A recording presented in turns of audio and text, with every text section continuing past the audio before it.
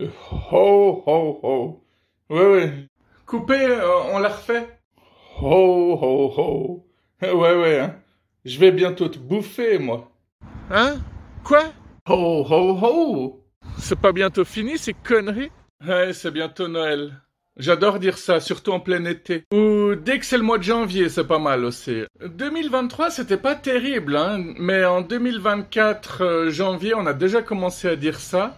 Je suis déjà fatigué de cette année 2024. J'ai hâte que 2025 arrive. Alors moi, il y a longtemps que je fais plus de bonnes résolutions en janvier. Je trouve qu'il faut les faire quand on en a envie. Regardez ceci, je suis sûr que ça vous parle.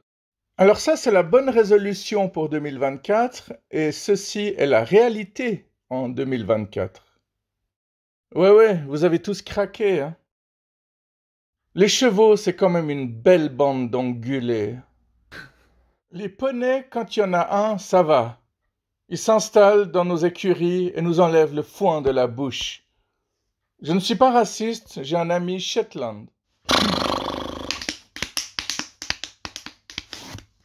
Et dans une époque où on ne peut plus rien dire, on se débrouille comme on peut, hein. Alors, une fois de plus, je sais que c'est un large débat parce qu'on pourrait aussi croire qu'on peut dire nettement plus de choses qu'à l'époque, hein. Quand tu écoutes du rap, par exemple, c'est 100 fois plus violent qu'il y a 30 ans en arrière. C'est toujours contradictoire. D'un côté, t'as l'impression que tout est censuré sur les réseaux, mais que parallèlement, les humoristes deviennent de plus en plus vulgaires, notamment les femmes. Alors, il y a une réalité différente pour chacun, parce que tout le monde a une perception différente.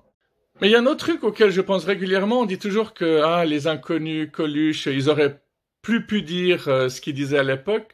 Sauf que on arrive encore à voir leurs sketchs. C'est pas comme si c'était complètement censuré et qu'on n'avait plus accès à toutes les perles qu'ils avaient créées. Et j'estime qu'on a de la chance parce que peut-être qu'un jour on n'aura plus accès à tout ça et qu'ils vont même censurer la moitié des trucs sur YouTube. Enfin, j'espère que toutes les choses qu'on adore et on se dit on pourrait plus faire ça maintenant, j'espère qu'elles vont pas réellement disparaître et qu'on ne puisse plus du tout les voir. Bon, je vais essayer de pas trop donner d'idées à tous ces connards, hein. Alors, je sais que je parle très mal, mais le français c'est pas facile et de toute manière, on en a rien à foutre, hein. Ça dérange qui? Les profs de français? Mais les profs de français, c'est des écrivains ratés.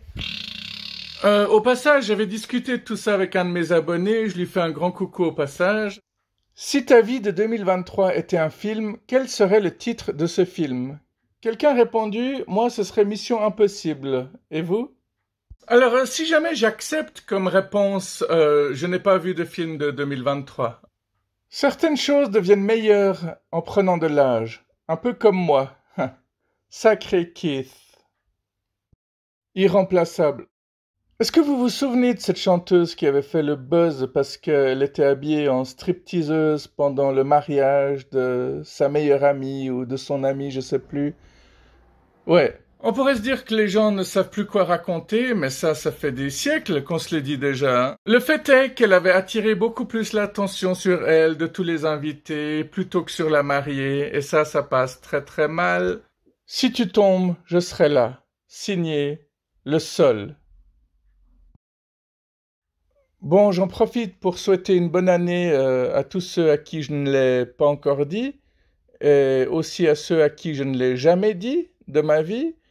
Euh, Puis voilà, quoi, hein? À la place d'utiliser nos mains pour faire des cœurs, on ferait mieux d'utiliser notre cœur pour faire demain. Ça mérite un petit cœur, hein? Alors Jésus-Christ, il ne fumait pas, il ne buvait pas, et il ne baisait pas, il est quand même mort à 33 ans. C'est la preuve que la religion nuit à la santé.